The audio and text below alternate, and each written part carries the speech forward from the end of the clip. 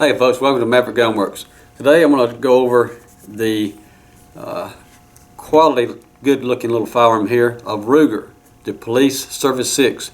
This is an older model that has come through the shop, and we will give it a good, once going over here, we're going to take it apart, clean it, and see if we can't find a new owner for it sometime soon. But anyway, I've got one of these myself that we use for in teaching our concealed carry classes, and it's a great little gun. I like it a lot. So this one hopefully will be available for someone soon. But we always make sure we go through and check out the function of it and do what we can to ensure that it's going to be a good quality piece when it leaves as far as a used firearm goes. Okay, so way up in the cylinder here, you can see this is a 38 special chamber gun, and we have 6 rounds available. All right.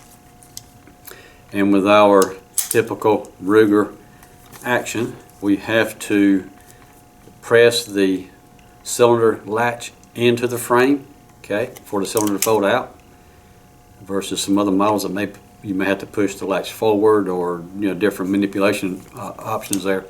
Anyway, you can see we have a hammer that is exposed with a spur. Okay, so we have a single action. We can manually cock it, release the hammer. We can also pull the trigger, and it's a double action. So you have a double and single action both in this revolver. Alrighty.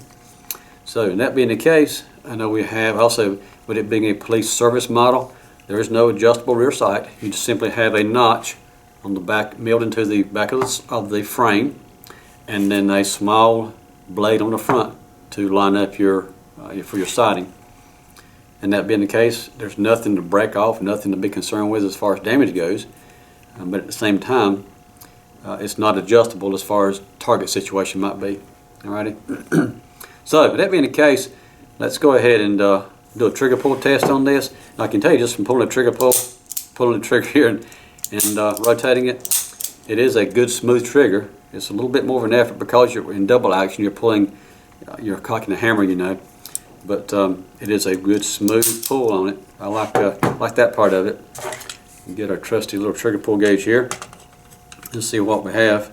If I can hold it down solid and see what kind of motion we get here. Oh, okay, let me get a good bite on it. Looks like it's about 10, maybe 10.5 pounds. That surprised me, honestly. It felt like it was lighter than that because it is really smooth. But that being the case, we'll go ahead and cock it and see what our single action trigger pull looks like. I'm sure it's going to be much different. And here we ease that trigger back, and 3.5 pounds. That's pretty darn good. All right, so I like that idea. Anyway, all right, and this being with the revolver, we're going to typically open our cylinder. We'll point it toward the ground to load our cartridges, and after we fire them, we can also open our cylinder. We turn it up to the sky, push our ejection button, and we have 6 spent shells fall out really easy, as long as you kept your cylinders changed or cylinders cleaned. Okay, that's one thing you got to think about too when in revolvers, is to keep the cylinder clean, so that if you've been out and shot a couple hundred rounds, you're going to get a lot of carbon built up in here, and you may end up very well being difficult to eject your shells. Nothing wrong with the gun, you just need to clean it. All right, so keep that in mind. Also, if you're doing that, you're running some solvent into your cylinder. You're going to put some solvent into your barrel, and pay close attention to the entrance, the mouth of the barrel here, because you're going to have carbon and debris built up around the forcing cone entrance to the barrel. So you got to keep that clean, guys,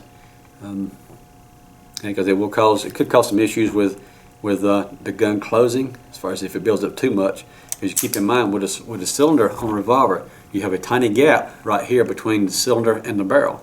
That's going to be where gas is going to disperse on in that gap, and also where you're going to have the opportunity for carbon to build up right in that area. So make sure you keep an eye on that.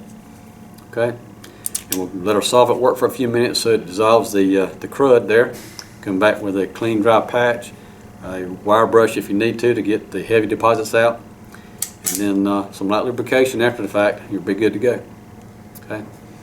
And with this gun, something like this, again, you can the gunsmith can go into the workings of the model and be able to manipulate, polish some parts, possibly change some springs, and make the trigger pull lighter. But then what this gun is meant to be doing as far as a service revolver, probably not necessary. Okay. Anyway, there you go, guys. That's a quick look at the Ruger Police Service 6. A good old gun from Ruger. I like it. Thanks for watching. And if we can help you with something at Maverick Gun Works, give us a call.